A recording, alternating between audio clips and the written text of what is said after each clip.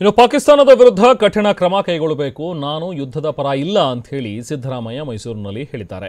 CM Siddaramaiah ಹೇಳಿಕೆ ಇದು. ನಾವು ಯುದ್ಧದ ಪರ ಯಾವತ್ತೂ ಇಲ್ಲ, ನಾವು ಶಾಂತಿ ಸುವ್ಯವಸ್ಥೆ ಪರ, ಆದರೆ ಉಗ್ರರ ವಿರುದ್ಧ ಕೇಂದ್ರ ಕಠಿಣ ಕ್ರಮ ಕೈಗೊಳ್ಳಬೇಕು ಅಂತ ಹೇಳಿದ್ದಾರೆ. ಯುದ್ಧ ಮಾಡಬೇಕಾದಂಥ ಅಗತ್ಯ ಇಲ್ಲ, ಬಿಗಿ ಕ್ರಮಗಳು ತಗೋಬೇಕು ಅಷ್ಟೇ. ಭದ್ರತಾ ವ್ಯವಸ್ಥೆಯನ್ನ ಬಿಗಿ ಮಾಡ್ತಕ್ಕಂಥ ಕೆಲಸವನ್ನು ಮಾಡಬೇಕು. ನಾವು ಯುದ್ಧದ ಪರ ಇಲ್ಲ, ನಾವು ಶಾಂತಿ ಇರಬೇಕು, ಜನರಿಗೆ ಭದ್ರತೆ ಇರಬೇಕು, ಕೇಂದ್ರ ಸರ್ಕಾರ ಭದ್ರತಾ ಕ್ರಮಗಳನ್ನು ತಗೋಬೇಕು.